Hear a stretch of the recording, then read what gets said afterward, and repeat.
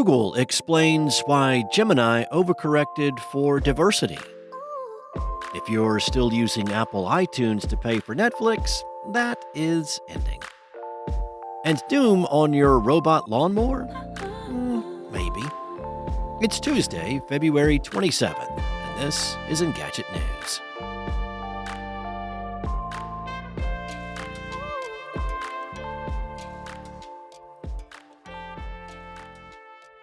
After promising to fix Gemini's image generation feature and then pausing it altogether, Google has published a blog post offering an explanation for why its technology overcorrected for diversity. The company's senior vice president for knowledge and information explained that Google's efforts to ensure that the chatbot would generate images showing a wide range of people failed to account for cases that should clearly not show a range. Further, its AI model grew to become way more cautious over time and refused to answer prompts that weren't inherently offensive. These two things led the model to overcompensate in some cases and be over-conservative in others, leading to images that were embarrassing and wrong. Google made sure that Gemini's image generation could not create violent or sexually explicit images of real persons, and that the photos it whipped up would feature people of various ethnicities and with different characteristics. But if a user asked it to create images of people that are supposed to be of a certain ethnicity or sex, it should be able to do so. As users recently found out, Gemini would refuse to produce results for prompts that specifically requested white people. Gemini also has issues producing historically accurate images. When users requested images of German soldiers during the Second World War, Gemini generated images of black men and Asian women wearing Nazi uniforms. Upon asking it to make its images of the Pope historically accurate, it refused to generate any result. The blog post said Google did not intend for Gemini to refuse to create images of any particular group or to generate photos that were historically inaccurate. He also reiterated Google's promise that it will work on improving Gemini's image generation. That entails extensive testing, so it may take some time before the company switches the feature back on. At the moment, if a user tries to get Gemini to create an image, the chatbot responds with, "We are working to improve Gemini's ability to generate images of people. We expect this feature to return soon and will notify you in release updates when it does."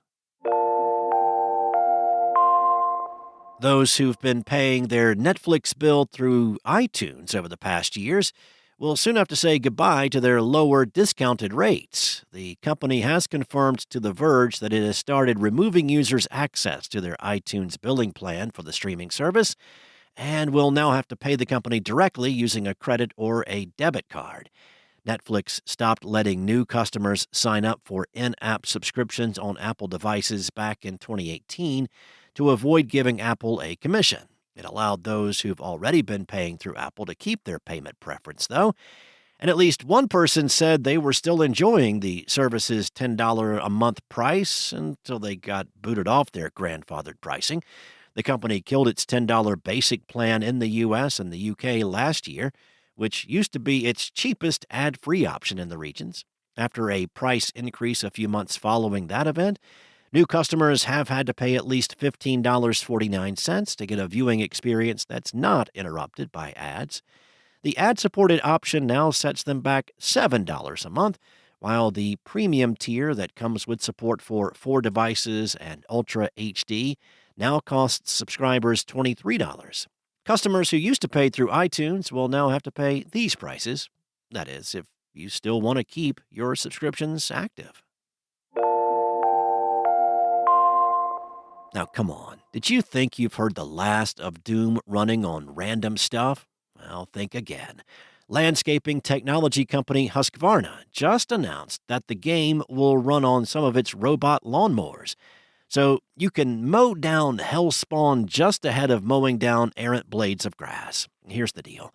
It will only be available on the company's Automower Nera robotic lawnmower models beginning this April. Once downloaded, you play the game via the lawnmower's onboard display. Rotating the control knob turns Doom Guy left and right, and pressing the knob makes you shoot.